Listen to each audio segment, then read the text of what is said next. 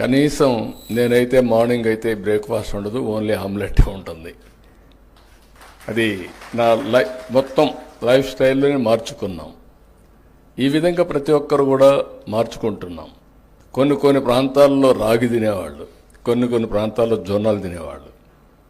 కానీ first time మన నాయకుడు ఎన్టీ రామారావు గారు వచ్చిన తర్వాత అందరికీ రైస్ ఇవ్వడం మొదలుపెట్టారు. 2 రూపాయల కేజీ బియ్యం వచ్చింది.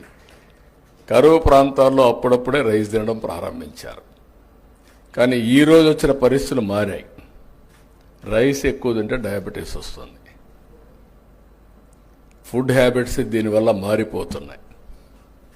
ఫుడ్ హ్యాబిట్స్ మీరందరూ కూడా గుర్తుపెట్టుకోవాల్సింది, మనిషి యొక్క ఆరోగ్యం మనం తినే తిండి పైన, మన అలవాట్ల పైన, లైఫ్ స్టైల్స్ పైన ఆధారపడుతుంది. అందుకే చాలా టెక్నాలజీస్ వచ్చాయి, అవన్నీ నేను మళ్ళీ మాట్లాడతాను. కానీ ఈరోజు ప్రపంచం మొత్తం ఆహారపు అలవాట్లు పెరిగి ప్రోటీన్ రిచ్ ఫుడ్కి వెళుతున్నారు.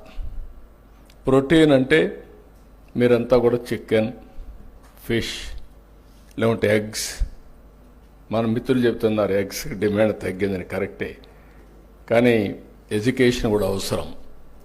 కనీసం నేనైతే మార్నింగ్ అయితే బ్రేక్ఫాస్ట్ ఉండదు, ఓన్లీ ఆమ్లెట్ ఉంటుంది.